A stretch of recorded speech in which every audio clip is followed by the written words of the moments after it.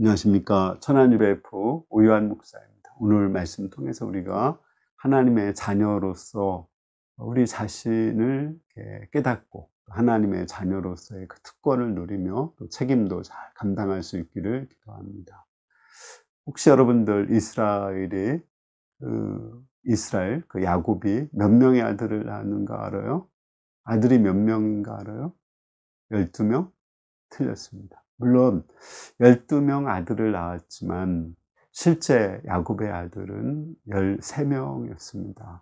요셉의 두 아들 므낫세와 에브라임을 아들로 삼아서 13명이 되었고요. 그 중에 레위 지파를 하나님께 드려서 나중에 12지파가 된 것입니다. 오늘 요절 말씀은 창세기 48장 3절에서 5절입니다. 요셉에게 이르되 이전에 가나안 땅 루스에서 전능하신 하나님이 내게 나타나서 복을 주시며 내게 이르시되 내가 너로 생육하고 번성하게 하여 내게서 많은 백성이 나게 하고 내가 이 땅을 내 후손에게 주어 영원한 소유가 되리라 하셨느니라. 내가 애굽으로 와서 내게 이르기 전에 애굽에서 내가 낳은 두 아들 에브라임과 므낫세는 내 것이라. 루벤과 시몬처럼 내 것이 될 것이라. 야곱은 사실 자식이 없는 것이 아니죠. 그죠? 12아들이 있었는데 참 욕심도 많아요.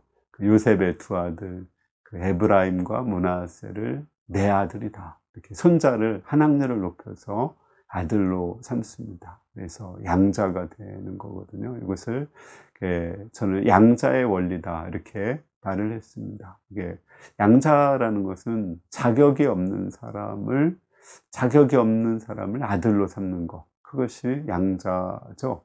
그래서 우리나라도 예전에 있었습니다.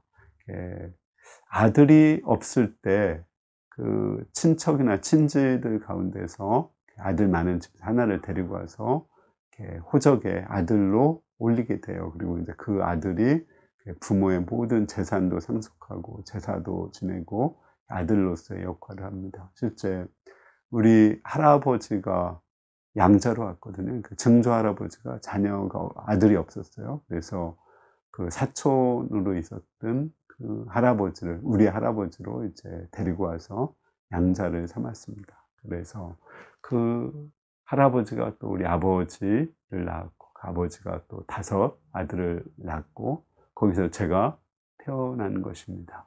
이것이 그 양자의 원리입니다. 하나님도 이런 양자의 원리로 우리를 하나님의 자녀 삼으셨습니다.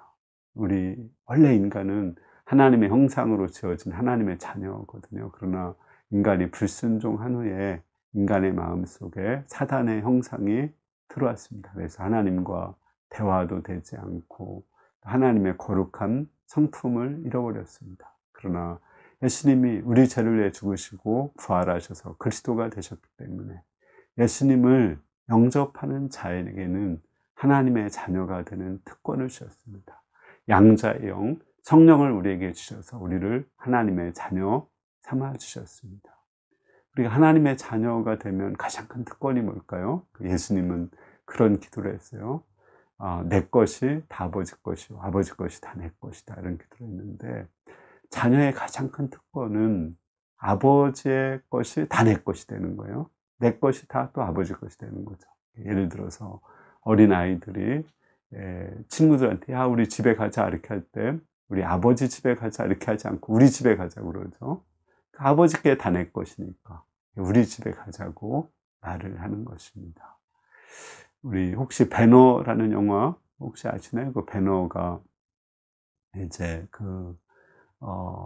노예가 돼가지고서는 그 사령관을 구하게 됩니다. 그래서 나중에 사령관의 양자가 되었죠.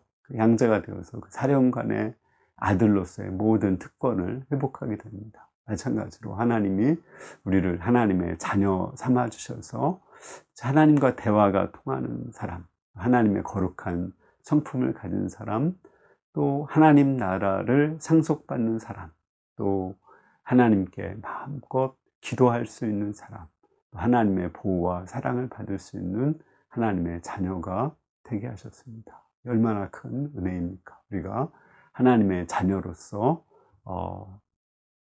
자신의 특권, 또 신분을 잘 발견하고 하나님의 자녀답게 또 책임감 있게 살아갈 수 있기를 기도합니다. 감사합니다.